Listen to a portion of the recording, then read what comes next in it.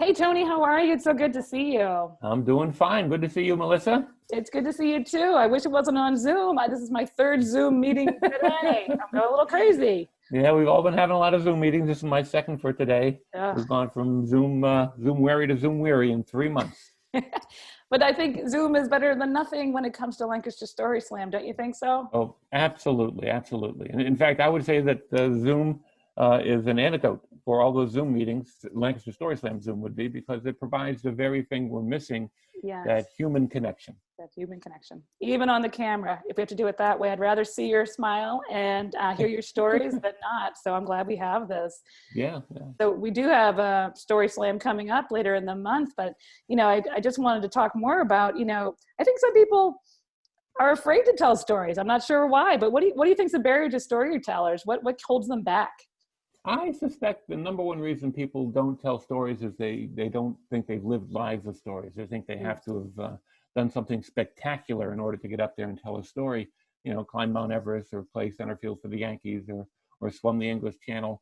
And actually, having an ordinary life is a benefit. It makes you a better storyteller because it gives you a connection to the audience. Because those people that climb Mount Everest or swim the English Channel or play center field for the Yankees, they've done extraordinary things, but they don't have that connection with the audience. So if somebody has a story about taking out the garbage, that's going to be a much better connection with the audience. Everybody's done that as opposed to swim the English Channel. Yeah. So I told a story once about having my wisdom teeth taken out, and I know that audience felt my pain because they'd all been in that dentist chair before. So it was Absolutely, absolutely.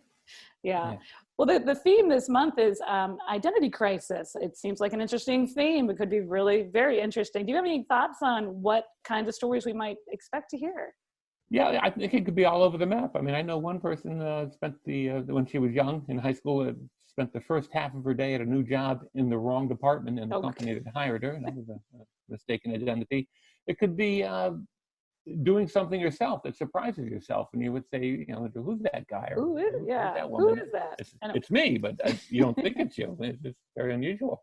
Yeah. And it could be, I mean, we've all done the thing where we see somebody, maybe 15, 20, 30 feet ahead of us coming toward us, and we say, hey, and we realize it's not that person, and you reach behind your head. Done that. Done Make that. believe you're not talking to them. Yeah. So it can run the gamut.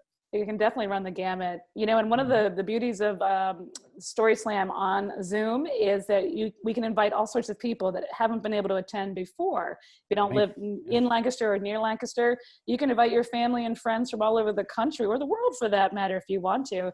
I told a story a couple weeks ago about my grandmother, and I invited my two sisters, and it was so fun to have them on there and then to get their reaction afterwards about what I had told. And we had a great debate back and forth and just a lot of great memories of it. So I think we should encourage people, bring your friends, bring your family.